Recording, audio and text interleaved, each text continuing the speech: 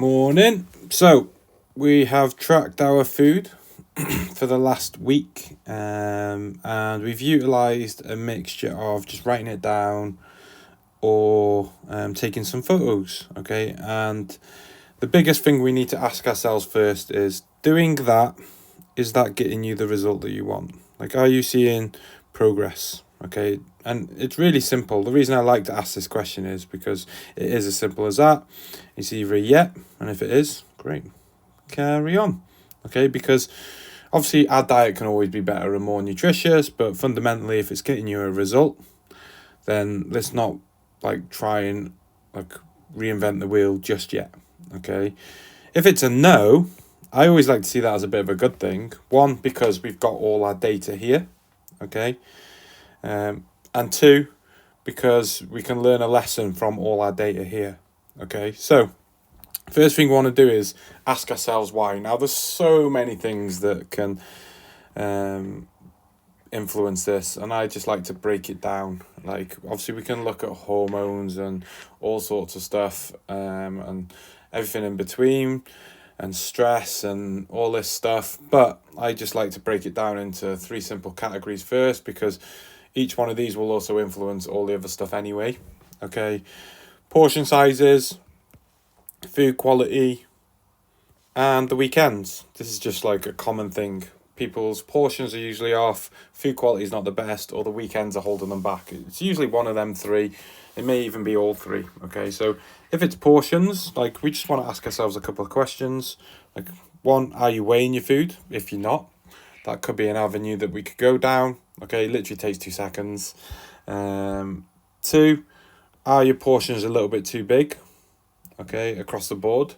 Do you know what I mean? I'm a 6'1" rugby player. My wife doesn't need to eat the same as me.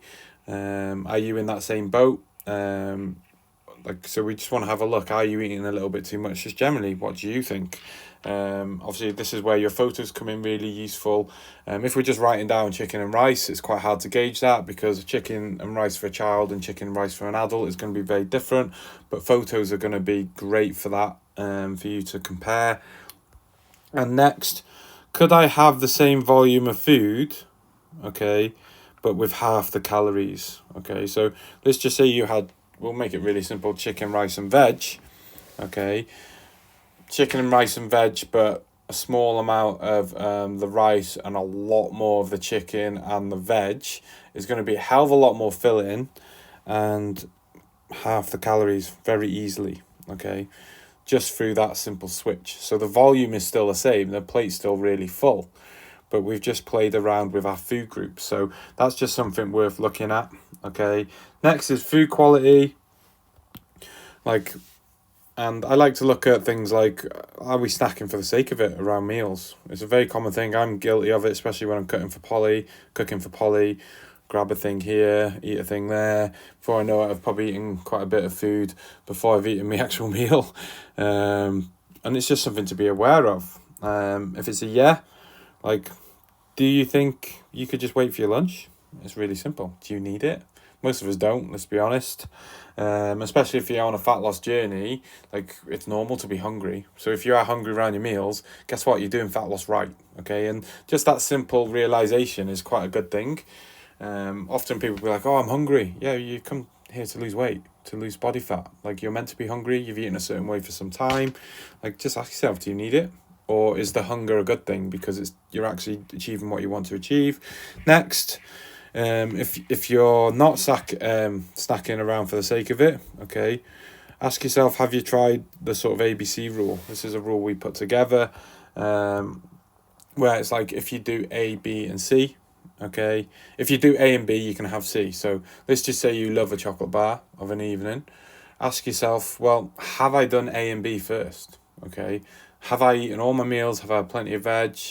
Have I done my exercise? Yeah, great, have the chocolate bar. Have I done that? No, well, tough. Like if your kid come to you and ask for a chocolate bar before tea, you'd say no. Let's just have that sort of discipline around ourselves. Another thing, in terms of food quality, I don't know if you're like me, but I love something sweet of an evening. It's just a little thing. I don't know if it's something from growing up with my mum. Always used to have a pudding.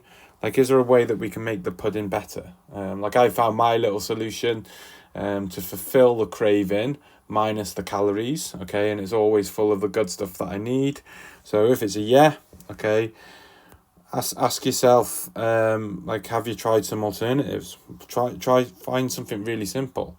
Like, can you get a little bit more fruit and make a salad and put some like honey in there and maybe a sprinkle of granola so it's a bit of a crunch? Will that fill a void rather than like snacking on like chocolate bars, which are quite calorie dense, not really nutrient dense? Remember, on a fat loss journey here. And again, if it's a yes, if you do crave after a meal and you love that sweet thing, could we maybe at the meal itself increase protein and veg at the meal and reduce your carb ratios just so that you feel a little bit more full, so the craving's not as loud? Because usually if the craving's there as well, it could be, yes, there's going to be like habits, routines and rituals that you've done for some time, that's why you're here, but equally we could just be a little bit hungry still. So just recognize that it might be a playing about with that portion. And last but not least, like the weekends. Like, do you track on the weekends, or are you just good on the weekend and the weekend's very much like survival? I know it is with us having kids. Like, if you track on the weekend and you're not getting a result, ask yourself, like, do you utilize the kitchen sink method? Like, are you like skipping a meal here and there, or making meals a little bit smaller to account for said takeaway or said glass of wine? Are you maybe exercising to account for these things? If you're not, then that's something to worth doing. Equally, if you are, maybe we are just not doing enough. Do you know what I mean? That's sometimes a real hard conversation you have to have on yourself. Equally as well, if you do track on the weekend, okay, could we improve our accuracy a little bit?